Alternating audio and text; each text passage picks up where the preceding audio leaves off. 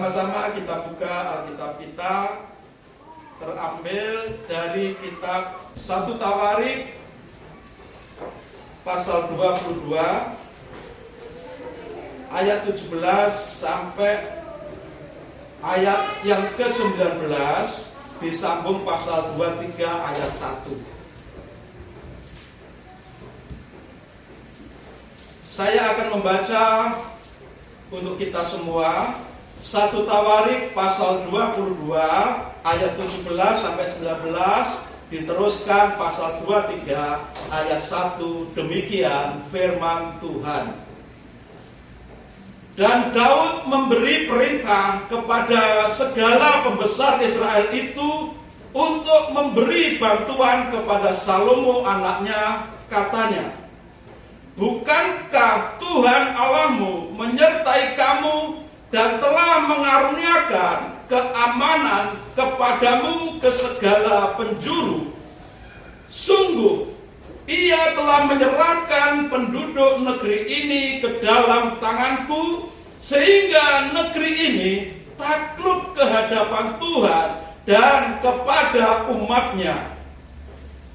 Mulai sekarang, arahkanlah hati dan jiwamu untuk mencari Tuhan Allahmu. Mulailah mendirikan tempat kudus Tuhan Allah, supaya tabut perjanjian Tuhan dan perkakas kudus Allah dapat dibawa masuk ke dalam rumah yang didirikan bagi nama Tuhan. Pasal 23 ayat 1.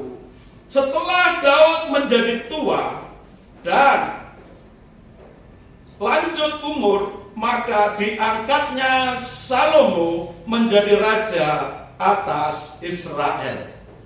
Amin untuk firman Tuhan. Sidang jemaat yang dikasihi oleh Tuhan Yesus Kristus, tema renungan kita pada pagi ini yaitu menyongsong fajar pengharapan. Menyongsong fajar pengharapan. Fajar pengharapan. Fajar, kalau dibilang fajar itu biasanya untuk matahari pagi. Matahari pagi. Nah, kalau matahari mau terbit,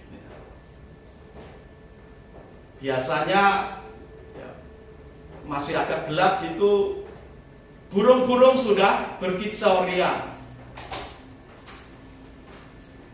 Ayam jantan berkokok,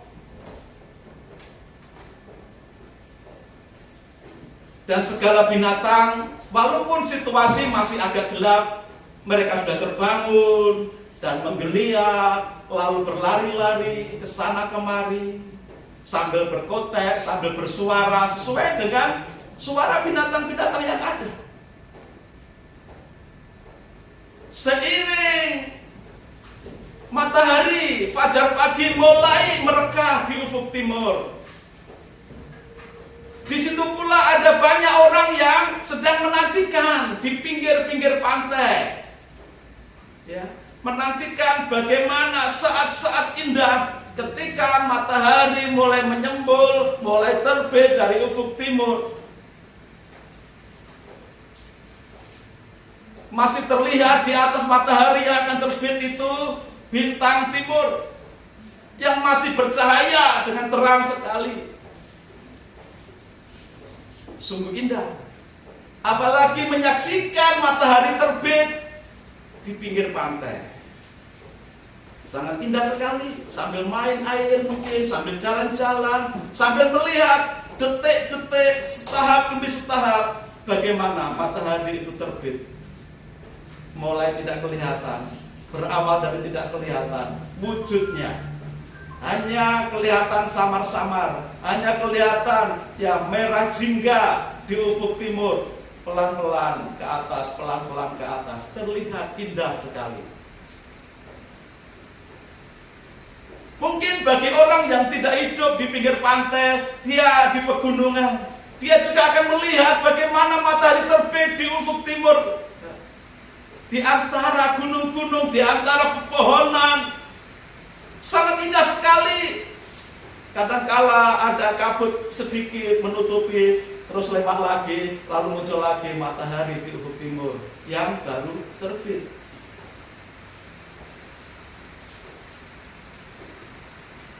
Munculnya fajar pagi menandakan bahwa malam yang gelap sudah digeser dan digantikan dengan situasi yang semakin lama semakin terang benderang dan segala sesuatunya tampak jelas.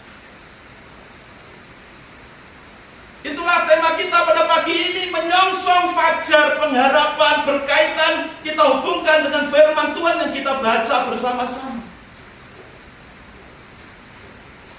Dalam beberapa ayat yang kita baca tadi, di sana mengisahkan mengenai Raja Daud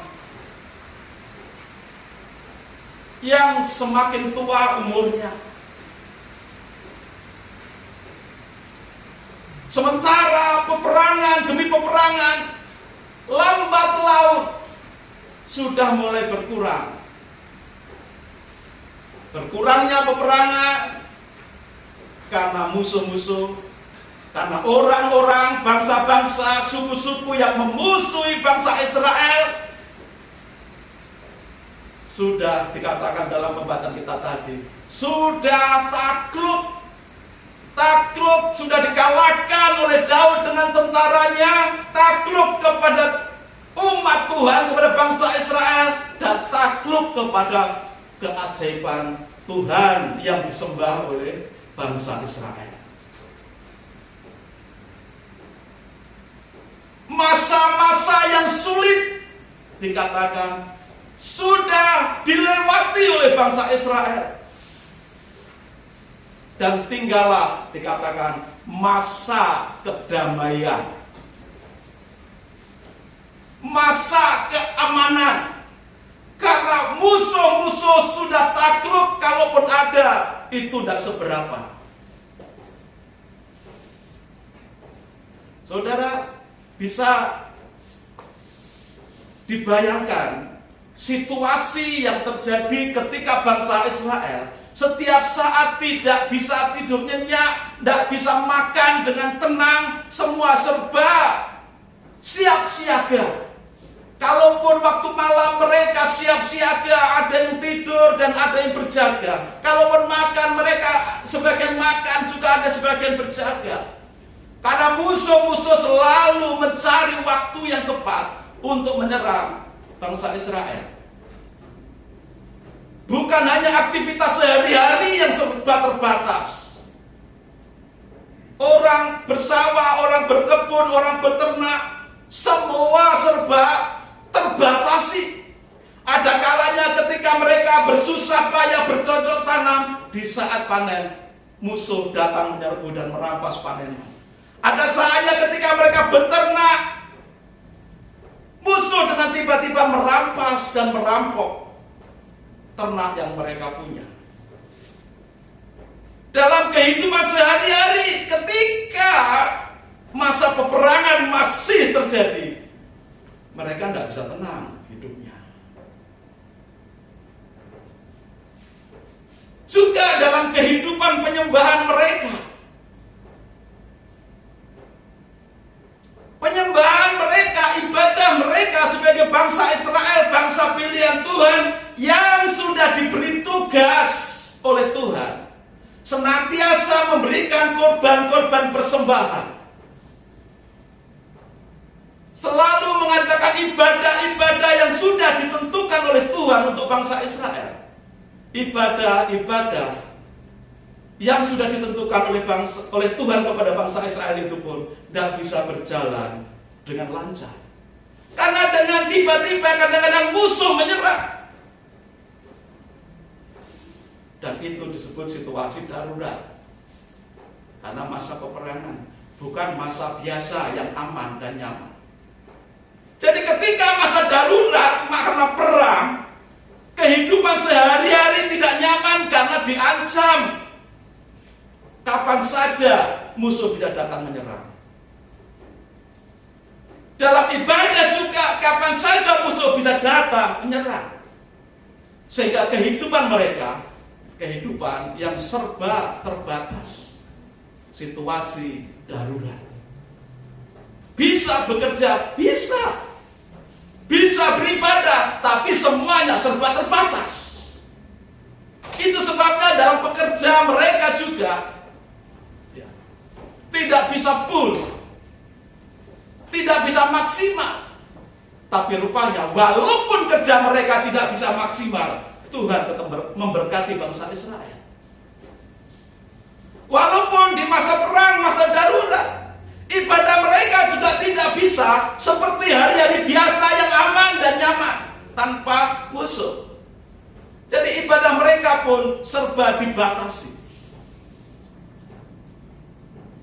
Tetapi dalam ibadah yang serba terbatas itu pun nyata kehadiran kuasa Tuhan, pembelaan Tuhan, pertolongan Tuhan atas bangsa Israel. Sehingga tibalah pada gilirannya, semua musuh itu pada akhirnya takluk kepada Tuhan, takluk juga kepada umat Tuhan. Jelas firman Tuhan yang kita baca tadi. Sehingga Raja Daud memanggil seluruh penatua-penatua bangsa Israel, tokoh-tokohnya bangsa Israel. Dan dihadapkan juga Salomo anaknya. Raja Daud mengharapkan apa dari para penatua bangsa Israel? Harapan Raja Daud kepada para penatua bangsa Israel adalah agar membantu Salomo putranya. Membantu dalam hal apa? Dikatakan tadi, para musuh sudah takut. Saat ini adalah masa keamanan. Masa darurat sudah lewat. Masa kegelapan sudah lewat. Musuh-musuh sudah takluk, menyatakan tunduk dan kalah. Sementara itu, Daud juga usianya sudah semakin tua.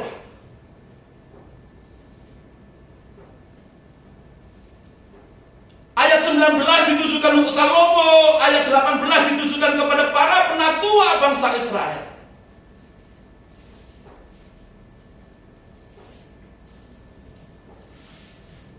Kepada bangsa Israel, Raja Daud benar-benar memberikan pesan yang penting untuk membantu Salomo sepenuhnya.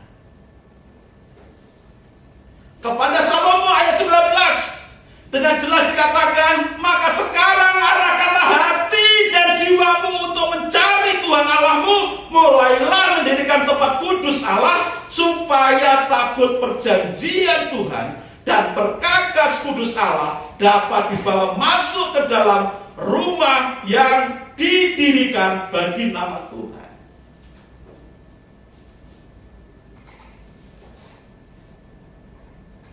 Lalu disambung pasal 23 ayat 1. Daud menyerahkan estafet kepemimpinan bangsa Israel, mengangkat Salomo anaknya menjadi raja Israel, menggantikan Daud.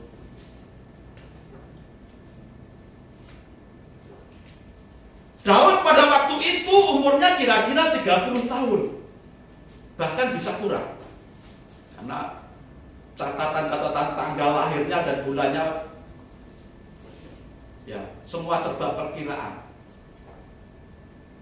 Tapi tidak lebih dari 30 tahun umurnya Salomo ketika diangkat menjadi raja di pasal 23 ayat 1. Tentu masih sangat muda untuk menjadi raja. Itu sebabnya perlu ditopang, perlu dibantu oleh para penatua bangsa Israel. Dan Salomo masih muda, tetapi memiliki tugas berat yang ditaruh di pundak Raja Salomo yang baru diangkat itu. Satu tanggung jawab yang berat. Satu, sebagai pemimpin satu negara, satu bangsa, itu bangsa Israel. Kedua, memiliki tanggung jawab untuk membangun bait Allah, agar rakyat bangsa bangsa Israel, agar umat Israel memiliki tempat untuk beribadah. Dua tanggung jawab yang tidak ringan, tidak gampang, yang harus dikerjakan oleh Salomo yang masih sangat muda.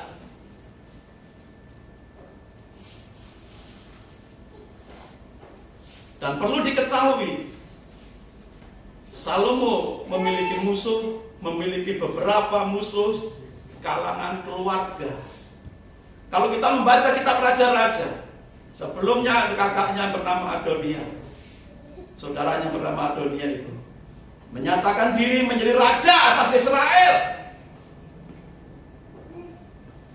Nah, tentu banyak pengikut Adonia yang tidak setuju atas penunjukan Salomo menjadi raja. Maka tanggung jawab yang begitu berat untuk menjadi seorang raja atas Israel, sekaligus punya tanggung jawab membangun bait Allah agar umat Israel bisa beribadah. Ini benar-benar satu tanggung jawab yang sangat berat. Tetapi harus dikerjakan oleh Salomo yang masih sangat muda itu. Di satu sisi, Salomo punya tanggung jawab untuk membawa umat Israel menuju kehidupan yang sejahtera, makmur, sejahtera. Tentu itu menjadi tujuan semua bangsa, semua negara. Menjadi cita-cita semua bangsa dan negara, yaitu membawa masyarakatnya, rakyatnya mengalami keadilan, kemakmuran, kesejahteraan. Demikian juga dengan kerajaan Israel, bangsa Israel yang dipimpin oleh Salomo. Salomo punya tanggung jawab bagaimana supaya roda pemerintahan kerajaan Israel itu bisa berjalan, tidak sekedar berjalan tetapi bisa menjadi sejahtera dan makmur. Itu di satu sisi. Tetapi di sisi yang lain, Salomo punya tanggung jawab secara rohani, membangun bait Allah. Dan bait Allah yang dibangun oleh Salomo itu perlu biaya yang sangat banyak.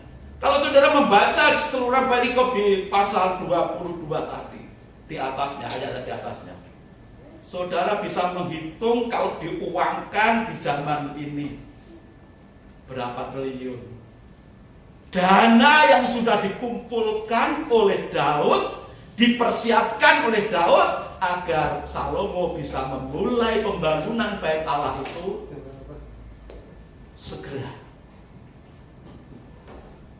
Sangat banyak yang dikumpulkan.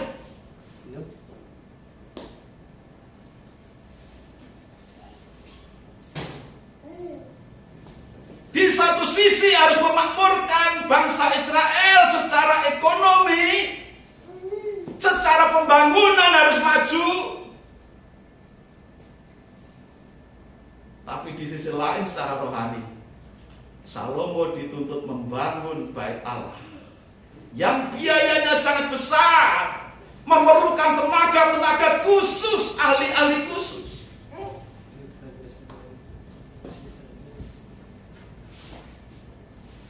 Dua tanggung jawab yang sangat berat. Mana yang harus didudukan?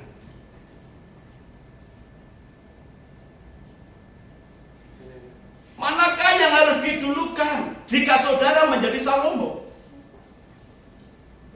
Memakmurkan, mensejahterakan rakyat,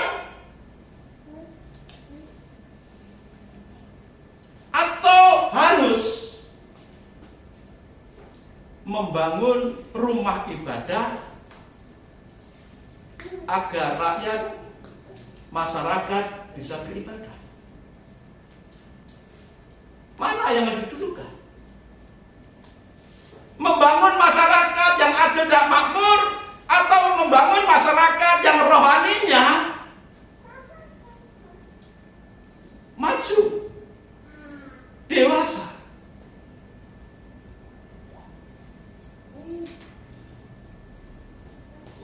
Tapi puji Tuhan, saudara, dari pembacaan kita tadi, rupanya Daud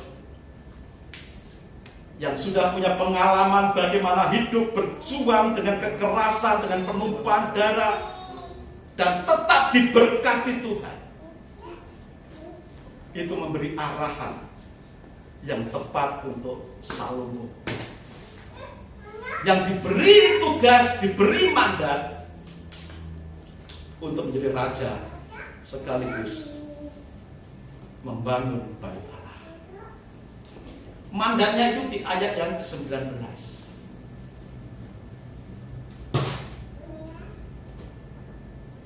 Mandatnya itu jelas. Maka sekarang, bukan besok. Sekarang mandat itu diberikan kepada Salomo, dan sekarang yang harus dilakukan lebih dulu adalah sekarang, bukan besok. Arahkan hati dan jiwamu untuk apa, saudara? Mencari Tuhan. Arahkanlah hati dan jiwamu untuk mencari Tuhan, itu yang pertama.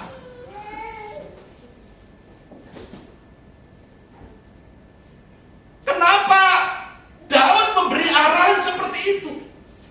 Kenapa Daud tidak memerintahkan Salomo putranya yang menggantikan dia menjadi raja, tidak memerintahkan, perkuatlah pertahananmu, tentaramu harus ditambah, tentaramu harus diperlengkapi dengan senjata perang yang canggih. Kenapa Salomo tidak diperintahkan oleh Daud, bangunlah jalan-jalan raya supaya pasukanmu bisa, pergerakannya bisa leluasa kalau ada serangan musuh.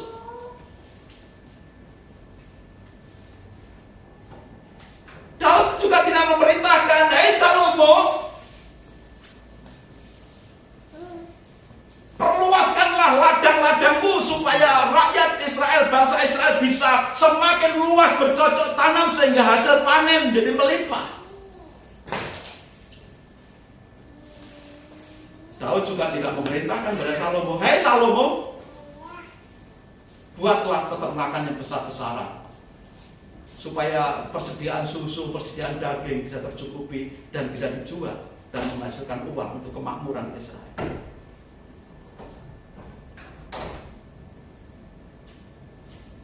Arahan Daud kepada Salomo bukan kepada hal-hal pembangunan fisik,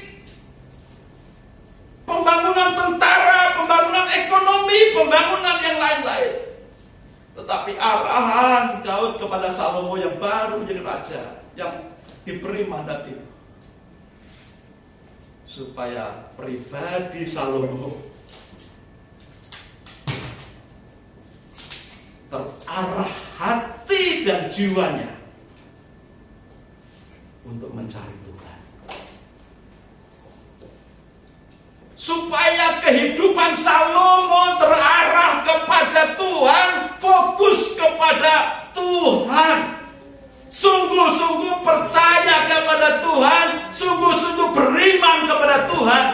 Itu poin pertama, pesan arahan dari Daud kepada Salomo.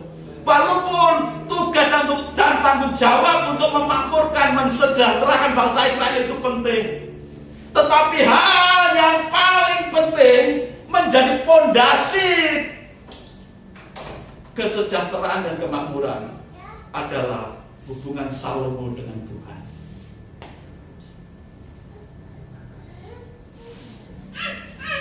Saudara, pesan ini tentu bukan hanya untuk Salomo saja. Kalau pesan ini ditulis, itu tentu untuk seluruh umat Tuhan.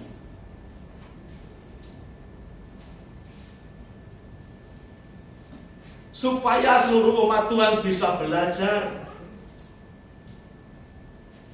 mengutamakan, mementingkan di antara yang penting, hal yang penting.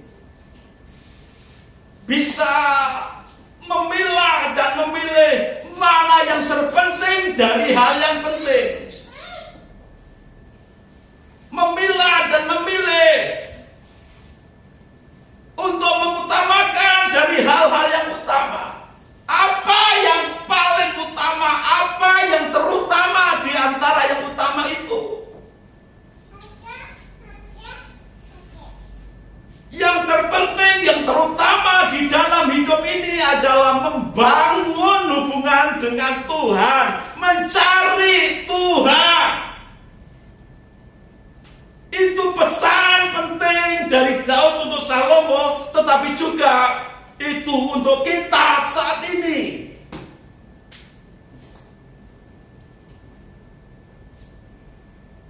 Kalau di masa perang, situasi darurat, saat zamannya Raja Daud, bekerja tidak bisa normal, ibadah tidak bisa normal, mencari Tuhan tidak bisa secara normal karena keadaan darurat. Tapi ketika situasi sudah aman, sudah tenang, tidak ada lagi musuh, maka Salomo harus fokus kepada Tuhan. Dalam situasi darurat pun, Daud mengajarkan kepada tentaranya, kepada bangsa Israel untuk tetap mencari Tuhan, mencari kesempatan di tengah situasi yang sangat sulit, supaya bisa bertemu dengan Tuhan, supaya bisa membangun hubungan dengan Tuhan. Terlebih lagi di masa-masa nyaman, di masa-masa aman, di masa-masa damai, maka Salomo harus bisa mengarahkan hidup bukan seperti keadaan darurat, tetapi mencari Tuhan sepenuhnya karena situasi sudah normal. Kalaupun ada musuh, tidak banyak.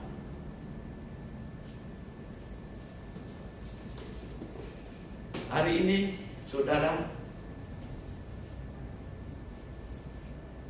masa ke-8, 1 tahun lebih, hampir 2 tahun, sudah mulai mereda. Walaupun masih ada di sana sini yang terpapar,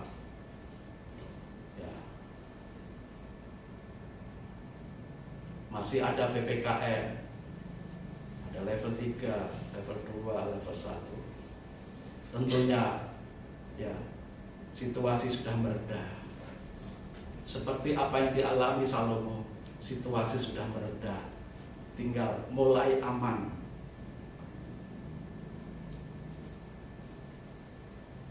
Kalau waktu itu situasi darurat karena pandemi COVID-19, maka bekerja tidak bisa maksimal, usaha tidak bisa maksimal, ibadah tidak bisa maksimal, semua serba darurat. Kerja dari rumah, usaha dari rumah, ibadah pun dari rumah, dengan online, dengan streaming, dengan mengirimkan melalui WA yang direkam atau dibacakan. Itu masa darurat. Tapi ketika sudah mulai mereda pandemi ini dan pemerintah sudah memberikan sedikit keleluasaan untuk bisa memulai ibadah dengan tetap menjaga prokes yang ditentukan, hendaknya kita pun belajar dari arahan Daud tadi. Ayo kita kembali mengarahkan hati dan jiwa kita, hidup kita untuk mencari Tuhan dalam keadaan dan situasi yang normal. Jangan seperti dalam situasi darurat. Karena hubungan dengan Tuhan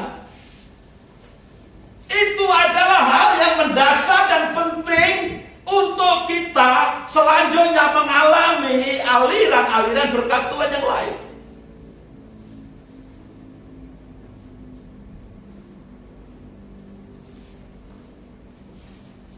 Ada yang membuat survei, saudara. Ketika situasi pandemi ini sudah benar-benar total tidak ada pilihan. Apakah saudara masih ibadah online? Memilih online saja? Kalau misalkan gereja-gereja tidak lagi melakukan streaming dan online, apakah saudara tetap mau datang ibadah? Ada banyak pertanyaan seperti itu. Tapi dari survei itu yang mengagetkan, saudara. Kan ibadah di rumah bisa. Jadi apa bedanya dulu yang waktu pandemi dengan sekarang? Kalau memang bisa di rumah saja, ngapain harus datang ke gereja? Toh bisa melihat rekaman-rekaman video khotbah, rekaman-rekaman ibadah di YouTube kalau misalkan tidak ada gereja yang streaming. Saudara, seperti apa yang dipesankan oleh Daud kepada Salomo? Masa darurat peperangan sudah lewat, sudah mereda. Masa keamanan sudah datang. Maka selanjutnya, arahkanlah hati dan jiwamu, hai anakku Salomo, untuk mencari Tuhan. Tentu perintah ini tidak hanya untuk Salomo, karena Salomo sebagai raja, tentu Salomo akan menggerakkan seluruh penatua kerajaan Israel. Tentu Salomo akan menggerakkan seluruh rakyat, masyarakat, bangsa Israel untuk beribadah secara normal.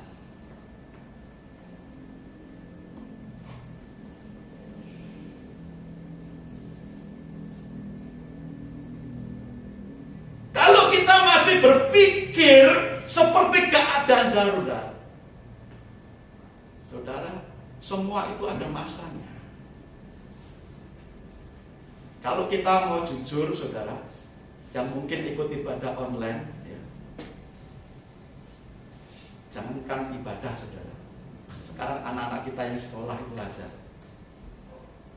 Kalau kita mau lihat anak-anak kita yang sekolah, dari sekolah tatap muka menjadi sekolah online, lihat perilakunya. Jam sekolah 7:30 bangunnya, ya memang ada yang jam 7 sudah bangun. Syukurlah, bagus kalau jam 7 sudah mau bangun. Nah, biasanya jam 7 bangun itu tidak langsung mandi kan? Masih sana sini, ada aja yang dikerjain. 7:30 waktunya sekolah, kadang-kadang baru mulai pegang buku. Itu pun kadang-kadang tanpa mandi, tanpa pakai baju sekolah.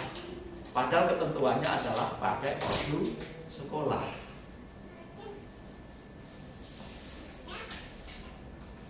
Saudara,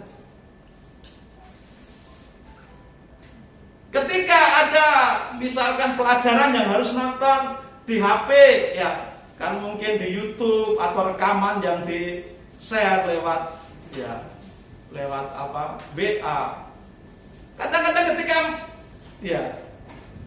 menonton rekaman pelajaran, konsentrasinya tidak di pelajaran yang dilihat, yang didengar, tetapi cepat-cepat, kadang-kadang ada yang dipercepat, lalu supaya ada waktu untuk sedikit apa? Main game. Benar nggak kita, saudara? Itulah perilaku anak-anak kita, seringkali seperti itu. Itu baru sekolah online, saudara. Makanya jangan kaget nanti kalau sekolah tatap muka sudah keenakan online, bangunnya bangkong, siang, akan agak susah, agak berat jadinya. Itu baru sekolah loh ya, anak-anak sekolah. Ya Yang ibadah bagaimana? Biasanya mau ke gereja, ibadah di gereja, ya, bangun pagi, mandi dulu yang bersih, ya, pakai minyak rambut disisir, pakai make up dan sebagainya, semprot sana semprot sini, ya, pakai sepatu, pilih-pilih baju, pilih-pilih sepatu itu lama sekali kadang-kadang, ya, begitu saudara. Belum lagi berdandannya ini berhias, lama sekali. Kalau mau ibadah di gereja, coba kalau mau ibadah di rumah, siapa yang mandi dulu? Siapa yang mandi dulu? Siapa yang pakai baju yang rapi, yang ya sopan? Bahkan ada saudara, ketika Zoom doa saudara, ini Zoom doa saudara. Ketika firman renungan disampaikan, waktu Zoom doa, ada yang sempat-sempatnya tersorot sambil makan saudara. Bayangkan.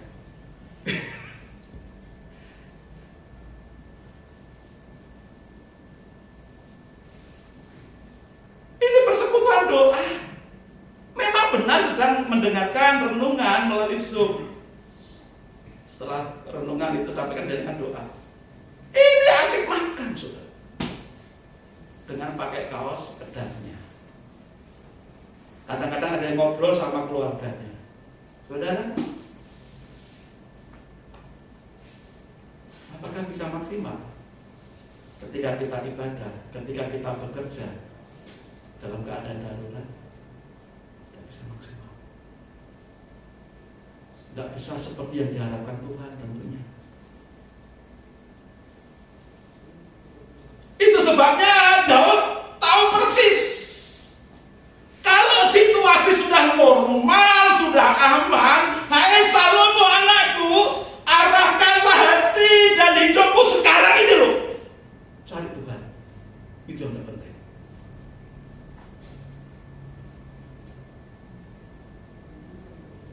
Jangan membenarkan diri dengan online saja bisa. Jangan membenarkan diri dengan kan ibadah bisa kapan saja, di mana saja, di rumah juga bisa. Tapi Tuhan mau sekarang harus dimulai. Arahkan hati dan jiwa, arahkan hidup untuk mencari Tuhan karena situasi sudah normal. Ayo mulai. Seperti ayam yang berkokok menjelang fajar, berkokok dengan penuh sukacita sebelum berkokok. Saudara perhatikan, kalau ayam jantan berkokok, dia tidak langsung berkokok. Tidak. Pertama apa yang dilakukan saudara? Baru gitu. Itu kalau ayam jantan. Kalau ayam betina juga tidak langsung berkotek. Ayam betina juga gini dulu saudara. Saudara seperti itu. Apapun binatang pasti akan menggerakkan badannya lalu bersuara. Menyambut fajar pagi saudara. Menyambut matahari terbit. Menyambut terang. Semua bersuka cita, semua bergerak. Dalam hal ini kontennya kita menyambut fajar pengharapan karena situasi COVID sudah mereda. Ayo kembali kita ibadah dalam situasi yang normal dan tetap mengikuti prokes yang ditentukan oleh pemerintah. Karena hubungan kita dengan Tuhan itu hal yang penting dan terpenting dalam hidup ini untuk mendasari seluruh kehidupan kita.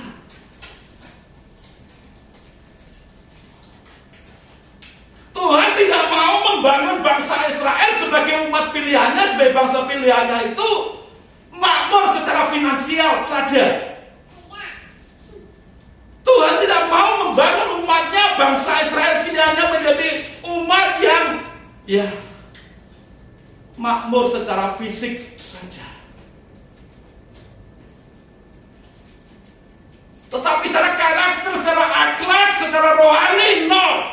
Tuhan tidak mau seperti itu. Tuhan mau sebelum Tuhan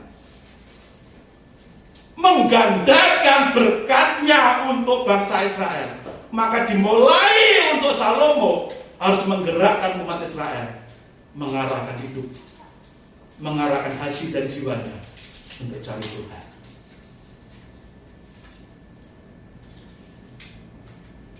Hal yang kedua yang dipesankan kepada Salomo oleh Daud, arahkanlah hati dan jiwamu kepada Tuhan, dan dengan jelas dikatakan, mulailah mendirikan tempat kudus Tuhan Allah. Saudara, mulai mendirikan, jangan ditunda-tunda. Mulai mendirikan rumah Tuhan atau bait Allah.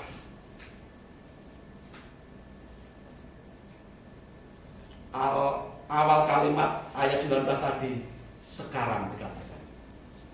Lalu di pertengahannya, mulailah membangun rumah Tuhan.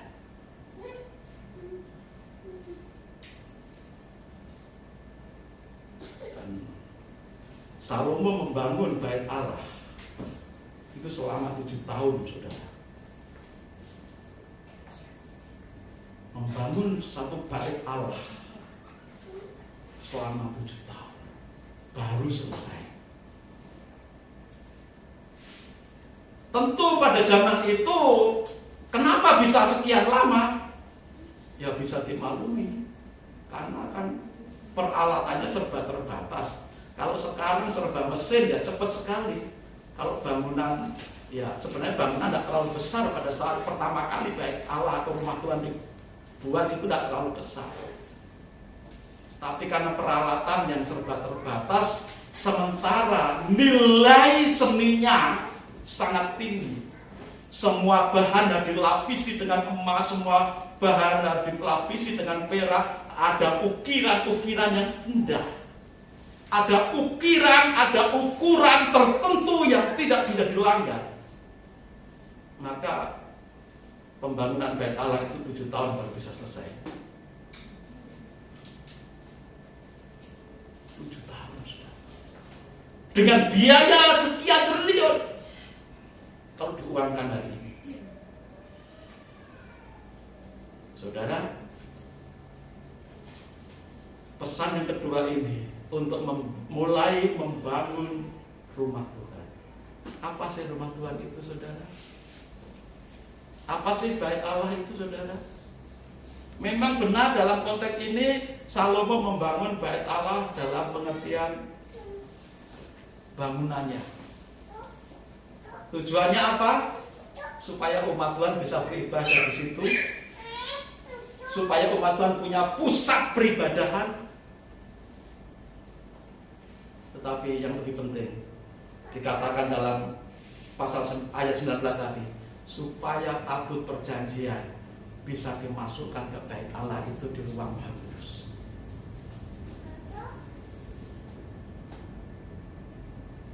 Apa sih tabut perjanjian itu? Kenapa dibuatkan rumah? Kenapa dibuatkan bait Allah? Lalu di dalam bait Allah itu harus ditaruh tabut perjanjian. Saudara, tabut perjanjian itu adalah lambang kehadiran Tuhan. Ketika Tuhan hadir menjumpai umatnya, digambarkan, maka muncullah asap awan kemuliaan yang disebut Shekinah itu, saudara, dari tabut perjanjian itu yang diletakkan di ruang Maha Kudus. Ketika Tuhan hadir di tengah-tengah bangsa Israel yang sungguh-sungguh fokus mengarahkan hati, pikiran, jiwa, dan seluruh hidupnya kepada Tuhan, maka kehadiran Tuhan itu akan membawa dampak yang luar biasa. Saudara, waktu sekolah minggu pernah mendengar cerita tentang tabut perjanjian yang ditaruh di rumahnya satu keluarga yang bernama Obed Edom. Ketika tabut itu dibawa ke rumahnya keluarga yang bernama Obed, keluarga itu diberkati dengan melimpah. Coba kita baca ayatnya, saudara.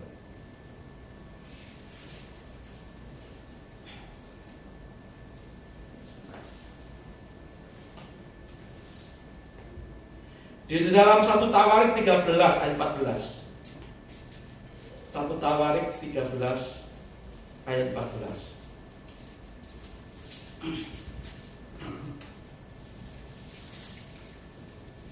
1 Tawarik 13 ayat 14 saya bacakan. 3 bulan lamanya tabut Allah itu tinggal pada keluarga Obed Edom di rumahnya. Dan kalimat terakhir menyatakan apa? Tuhan memberkati keluarga Obed Edom dan segala yang dipunyainya. Tabut perjanjian sempat ditempatkan di rumahnya seorang atau satu keluarga yang bernama Obed Edom selama 3 bulan. Dan Obed Edom seluruh keluarganya diberkati Tuhan. Karena kediamannya, karena rumahnya bersedia menerima tabut perjanjian. Dan ayatnya jelas dalam 1 Tawarik 13:14 ini. Tuhan memberkati keluarga Obed Edom dan segala yang dipunya. Yang dipunya apa ya? Ternaknya, ya ladangnya, ya semua usaha.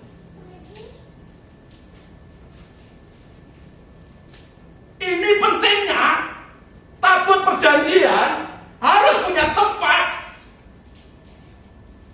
Kalau keluarga itu ditempati oleh tabut Allah, kehadiran Allah, maka keluarga seperti hanya keluarga Obed Edom akan mengalami berkat Tuhan.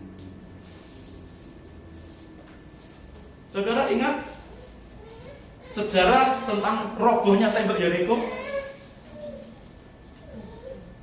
Mungkin selama ini kita hanya fokus kepada tembok Yeriko bisa diruntuhkan hanya dengan pujian dan penyembahan, hanya dengan sorakan dalam nama Tuhan, maka tembok Yeriko runtuh.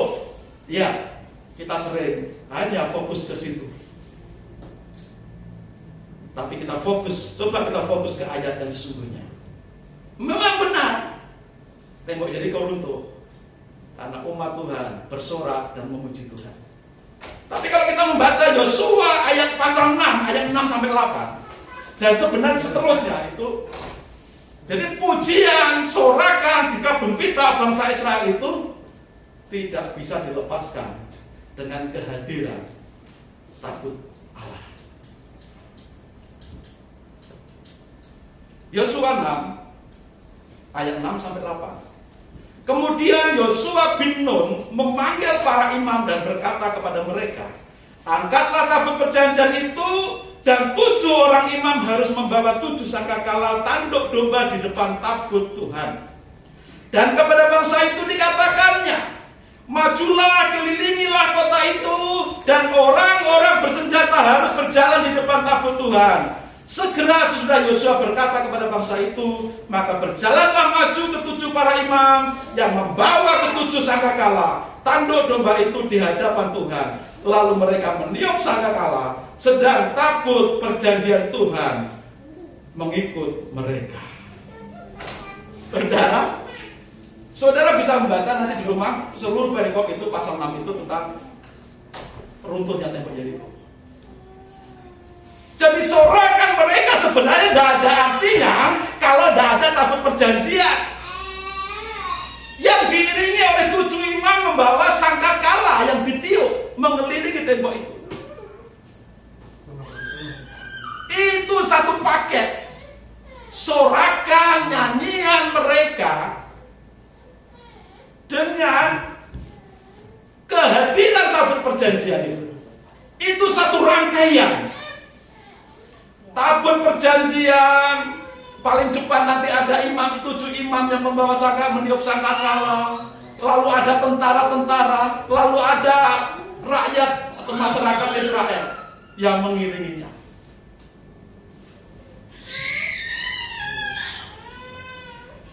Tabut perjanjian mengiringi mereka saat mengelilingi tembok Yeriko. Satu hari pertama mutari sekali, hari kedua mengelilingi sekali. Sampai hari ke-6 cuma sekali saja dikelilingi. Lalu ke hari ke-7 mengelilingi 7 kali dengan sorakan gegap gempita. Jadi mereka yang bersorak dalam nama Tuhan itu rangkaiannya tidak bisa dipisahkan dengan tabut perjanjian yang diiringi oleh para imam dan membawa sangkakala. Saudara bersorak-sorak memuji Tuhan, kalau Tuhan tidak hadir, tidak menyertai, tidak ada artinya, saudara.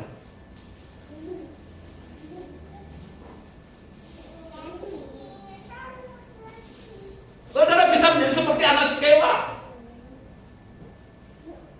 karena Tuhan tidak hadir.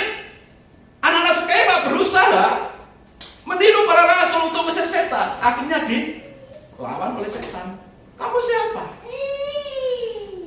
Petrus aku tahu, Paulus aku kenal, tapi kamu siapa? Lalu koyak-koyak kenapa Skewa itu? Petrus, Paulus banyak melakukan mujizat karena ada kehadiran Tuhan. Tidak sekedar menengking, tidak sekedar memuji Tuhan, tidak sekedar menyanyi lagu-lagu rohani. Beda orang yang membawakan akan beda kuasanya dan hasilnya.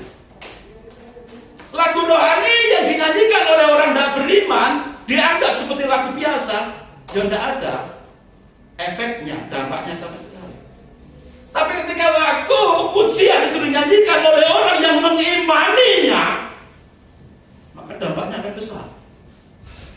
Sama seperti ketika bangsa Israel mengelilingi tembok Yeriko.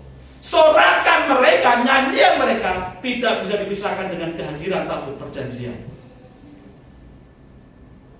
Itu pentingnya kehadiran Tuhan. Karena tabut perjanjian itu lambang kehadiran Tuhan, menunjukkan Tuhan hadir di tengah-tengah umatnya, diwakili atau direpresentasikan oleh kehadiran tabut perjanjian. Dan saudara, adanya tabut perjanjian ditempatkan di tengah bait Allah, di ruang Maha Kudus, itu menunjukkan harus diutamakan, disakralkan. Adanya bait Allah untuk tempat tabut perjanjian, Tuhan punya maksud agar Tuhan bisa berada di tengah-tengah bangsa Israel, menyertai bangsa Israel, menjaga, melindungi dan memberkati bangsa Israel.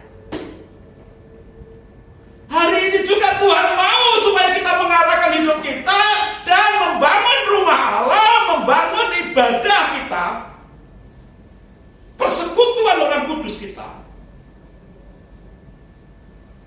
gereja kita, persekutuan orang kudus harus kembali dibangun secara normal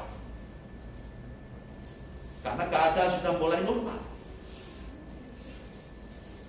supaya dampak dan kuasa kehadiran Tuhan bisa dialami, dirasakan oleh setiap kita.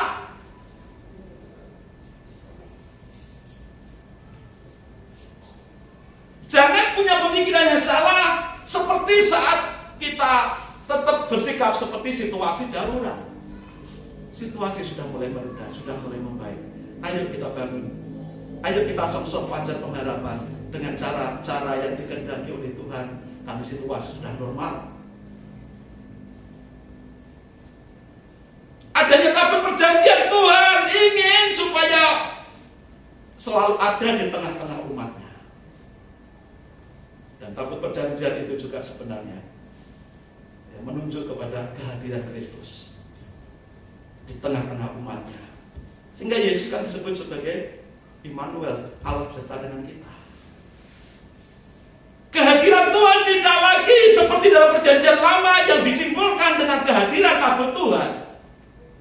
Tapi kehadiran Tuhan dalam perjanjian baru tidak diwujudkan dengan satu barang, satu benda, satu perjanjian. Tapi Tuhan sendiri yang hadir ke dunia dalam wujud manusia yang disebut Yesus Kristus. Maka mari kita mulai. Kalimatnya jelas. Mulailah untuk membangun bait Allah. Mulai saat ini karena situasi sudah mulai mereda, mulai normal. Ayo kita bangun ibadah bersama kita ini. Situasi sudah mulai normal.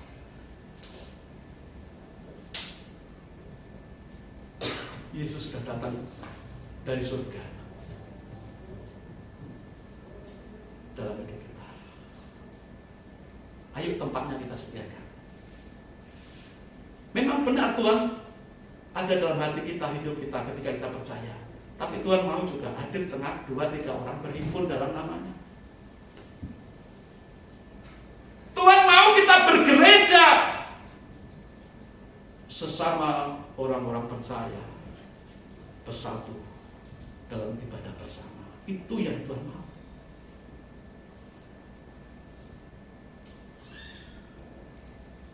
Situasi sudah membaik. Ayo kita bangun kembali peribadahan kita secara normal. Malam yang kelam sudah lewat. Masa-masa darurat sudah lewat. Ayo kita bangun ibadah kita. Bangun hubungan kita dengan Tuhan. Bangun ibadah kita. Jangan terlena-bubukan dengan situasi-situasi yang darurat yang kita boleh ibadah ya serba terbatas di rumah sambil tidur dan sebagainya. Ya. Ibadah saat jam-jamnya terserah, itu ibadah pribadi. Mari kita ibadah bersama. Saudara, untuk umat Tuhan bisa ibadah itu loh. Tuhan melakukan perkara-perkara besar, harus menghancurkan bangsa Mesir, menenggelamkan tentara Mesir, untuk supaya umat Israel bisa ibadah mandiri, harus membuat 10 tulah di Mesir. Untuk membuat bangsa Israel bisa ibadah sendiri, Tuhan menghancurkan banyak bangsa. Untuk umatnya bisa beribadah, menjadi satu persekutuan orang kudus, persekutuan orang percaya, Tuhan datang dari surga untuk dalam hidup kita, di tengah-tengah persekutuan kita. Bayar harga sampai mati dan sekali salib. Lagu terakhir tadi mengatakan, walaupun harganya sangat mahal, penuh dengan tangisan dan air mata, tapi Tuhan akan menilai tangisan air mata kesetiaan kita kepada Tuhan. Itu sangat bernilai di hadapan Tuhan. Kiranya firman Tuhan ini membangkitkan kita. Ayo kita kembali bangun hubungan kita dengan Tuhan, arahkan hati dan pikiran hidup kita kepada Tuhan. Ayo kita kembali membangun satu persekutuan orang kudus, persekutuan gereja kita ini dengan lebih baik, lebih kuat lagi, karena situasi sudah mulai membaik. Tetap kita jaga prokes, karena memang masih ada, ya, realitasnya masih ada. Tetapi situasi sudah sangat mereda. Maka mari kita ikuti firman Tuhan ini, karena itu penting. Apa gunanya kita memperoleh seluruh dunia ini, tapi jiwa kita binasa? Tuhan mengingatkan itu kepada kita. Atas apa yang dilakukan oleh Salomo, mengutamakan membangun hubungan dengan Tuhan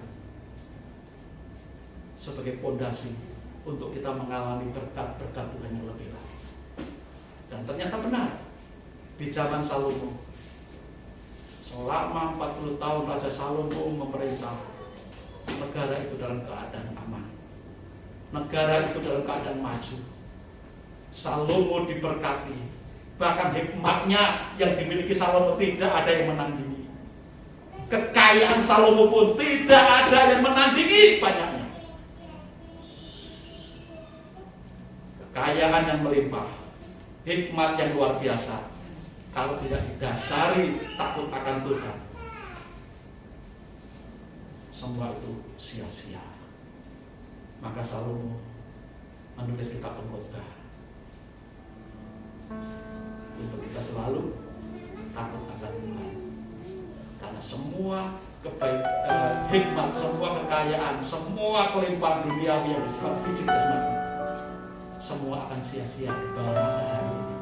Tapi takut akan Tuhan, itulah perlindungan kita, itulah kekuatan kita. Takut akan Tuhan, bangun hubungan dengan Tuhan, itu menjadi fondasi kita untuk bisa menikmati berkat Tuhan saat ini dan selamanya. Tuhan Yesus berkati kita semuanya. Mari kita